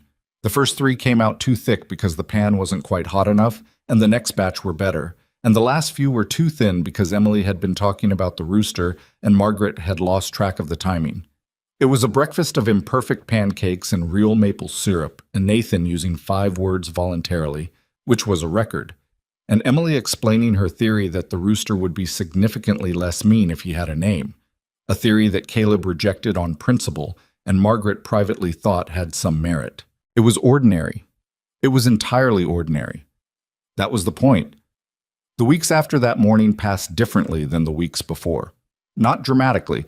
The ranch didn't transform. The fence still needed maintenance. The winter was still long and cold and indifferent to what any of them needed from it. Hofstede was still cheerless across the property line. The rooster was still, as Emily maintained, mean for reasons that remained unexplained. But the pretending was done. That was the thing that had actually changed, and it changed everything downstream of it. When you stopped pretending to manage and started actually living, the hard things didn't get easier. They got more honest, more addressable. You could look at a problem directly instead of from the angle you'd been approaching it from, because you didn't want to see it full on. Caleb stopped disappearing into the work the way he had before. Not physically. The work still required what it required, but he came back from it differently. He came in for the noon meal instead of working through it. He sat with the children in the evenings instead of retreating to the accounts. He was not suddenly a different man. He was the same man with the same hands and the same inability to talk easily about difficult things and the same habit of burning the oats when he was distracted. But he was present in the house in a way he hadn't been. Nathan's reading continued to improve, which mattered less than what it represented, which was Nathan allowing himself to be good at something that someone had offered to teach him. That was the part underneath the reading. The acceptance of a gift, which required trusting the person offering it. By January, he had finished the McGuffey 4th reader and come to her without prompting to ask what came next. She had told him she would write to a teacher she knew in Missouri who might have a recommendation. He had nodded and gone back to whatever he was doing, and the conversation had lasted 45 seconds and contained more than most conversations did. In February, he started helping her with Emily's lessons, not because Margaret asked him to, but because Emily's approach to arithmetic drove him to the point where the only tolerable option was to intervene. He would sit beside his sister and explain a problem with a patience that he did not extend to other areas of life. And Emily would listen to Nathan in a way she didn't always listen to Margaret, and the arithmetic improved. "You're good at explaining things," Margaret told him one afternoon, when Emily had gone outside and Nathan was putting the slates away. He shrugged. "She understands it differently than I do. I just explain it the way she'd think of it." "That's teaching," Margaret said. "That's exactly what teaching is." He looked at her, looked away. "I'm not a teacher." "Not yet," she said. He said nothing, but he didn't argue with it either, which from Nathan was close to agreement. It was Vera's second letter, arriving in late February, that gave Margaret the clearest measurement of how far she had traveled from the woman who had gotten on that stagecoach. Vera wrote with warmth, she always did, but also with the continued concern of someone who wasn't entirely convinced the situation had resolved itself satisfactorily. She asked whether Margaret was truly content. She wrote the content was not the same as happy, and she hoped Margaret knew the difference. She wrote that it was all right to admit if it had been a mistake. Margaret sat with the letter for a day before she wrote back. She wrote, "I know the difference between content and happy. I also know a third thing that is not quite either of them. Something that feels like arriving somewhere you didn't know you were heading toward. I am not going to tell you I have no hard days because you would know that wasn't true and it would insult both of us.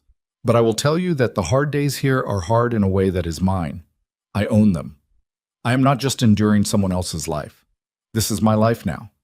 I don't want the other one back." She sealed the letter and gave it to Caleb to take to Henderson's. He didn't ask what was in it. She hadn't expected him to. That was one of the things she had come to value most in him, his respect for what was hers. He had learned, she thought, with Clara, that a woman's interior life belonged to her, and you didn't root around in it uninvited. Whatever else their marriage had been, it had taught him that. Spring came late and all at once, the way it did in Kansas. One morning, the light was different. The ground made a different sound underfoot, and within 2 weeks the world went from brown and white and gray to something insistently green, relentless new growth pushing up through everything winter had left behind. Margaret put in the kitchen garden herself, with help that varied in its usefulness.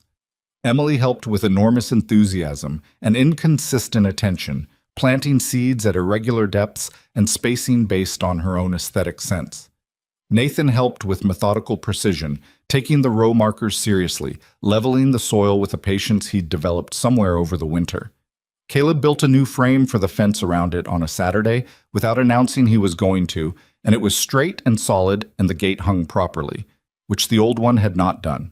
She was standing at the window on a morning in late April watching the kitchen garden come in, the first small, brave suggestions of green in the turned soil, when Caleb came up beside her with 2 cups of coffee and handed her one.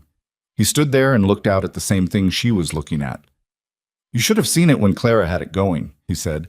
"She grew things I couldn't even name, came back every year on their own." "Perennials," Margaret said. "Whatever they were, the whole south corner of it." "Do you remember what they looked like?" "Tall, purple flowers." She said her mother brought the seeds from Ohio. Margaret looked at the south corner of the garden, which was currently bare soil. If they were perennials and the roots are still there, they might come back. Perennials survive a lot. Caleb was quiet. He looked at the corner of the garden for a moment. "You think so?" "I don't know," she said, "but it's worth waiting to find out." He nodded, slowly, in the way he nodded when he was filing something away.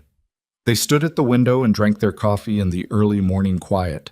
The kitchen warm behind them, and outside the garden held its small green promises in the new light, and the south corner of it sat waiting. What came up in the south corner of the garden in the second week of May were tall stems that Margaret did not immediately recognize. She watched them for another 10 days, and then they bloomed. Purple, exactly as Caleb had described, a specific shade of purple that was somewhere between lavender and the color of a storm coming from the west. She stood in the garden and looked at them for a long time. She called Emily. Emily came at a run and stopped next to her and looked at the flowers and said, Those weren't there before. They were, Margaret said. They were just underground. Emily crouched down to look at them more closely, the way she looked at everything, with her whole face. They're pretty. What are they called? I don't know yet. We'll find out. Emily reached out and touched one petal very carefully. Mama liked them, she said. It was a statement of fact, simply made, not freighted with more than it was. She did, Margaret said. Do you like them? Margaret looked at the purple flowers from Ohio, growing in the Kansas ground, coming back after years underground without anyone tending them. Yes, she said, I really do. Emily stood up and slipped her hand into Margaret's, the way she had on the stagecoach platform that first day, easy and whole. And then she went back to whatever she'd been doing, and Margaret stayed in the garden a little longer, among Clara's flowers that had survived, thinking about what endures when the things you planted it with are gone. The blue dress was the last thing. She had shoved it to the back of the wardrobe the morning after arriving because looking at it made her think about the 12 days of roads, and she hadn't wanted to think about that. It had sat in the back of the wardrobe for months, behind her 2 other dresses and her good wool coat, and she had simply not dealt with it. She pulled it out on a Sunday afternoon in June when Caleb had taken the children fishing at the creek, and she had the house to herself for 2 hours, which was rare enough that she still wasn't sure what to do with the silence.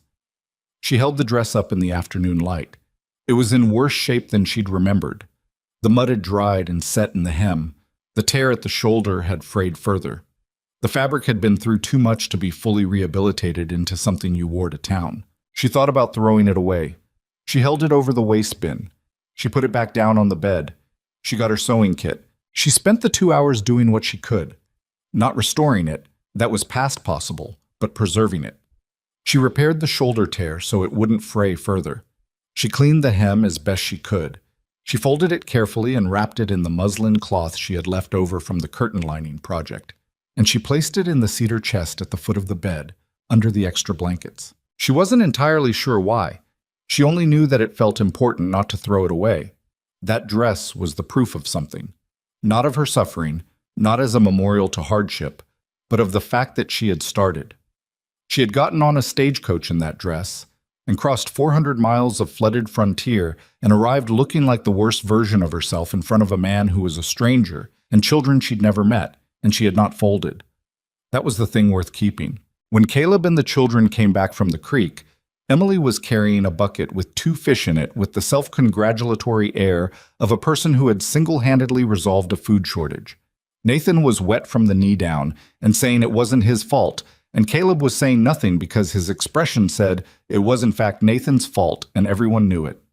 We caught fish, Emily announced. I can see that, Margaret said. Nathan fell in. I didn't fall in. Part of me went in. The part of you that went in was your legs. I leaned too far. That's falling. It's leaning. Falling is when you can't help it. I chose to lean. Nobody chooses to get wet in December. It's June, Emily. I know it's June. I was making a point about... What point? That doesn't even... Children, Margaret said. Not loud. She didn't need to be loud. They both stopped.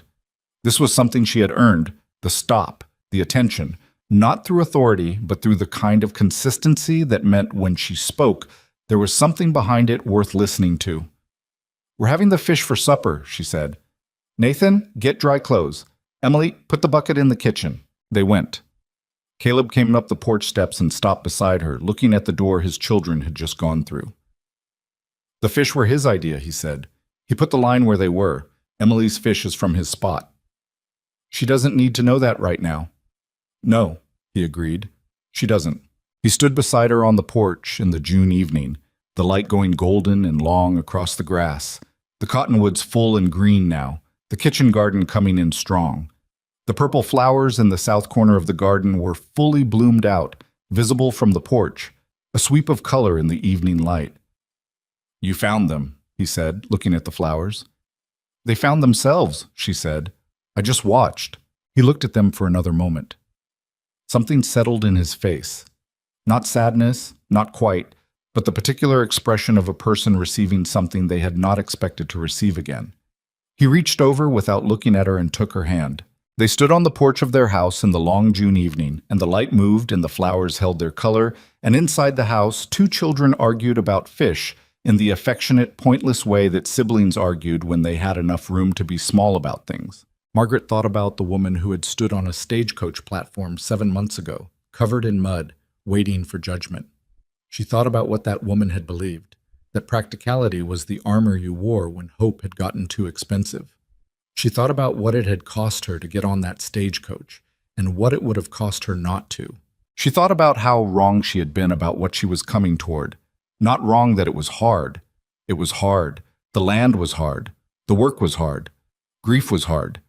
And starting over was hard in ways she still found in unexpected corners on unexpected days. She had not been wrong about any of that. She had been wrong that hard was the whole of it. She had been wrong that an arrangement was what she was capable of. She had been wrong that she had run out of things worth being courageous for. There was a word she had been careful not to use, even in her own thinking, for most of the 7 months. Too big a word, she'd thought. Too soon. The kind of word that, said wrong or too early, became a weight instead of a gift. She had kept it folded up and set aside the way she'd folded the blue dress, preserved but not on display. Caleb's hand was warm around hers.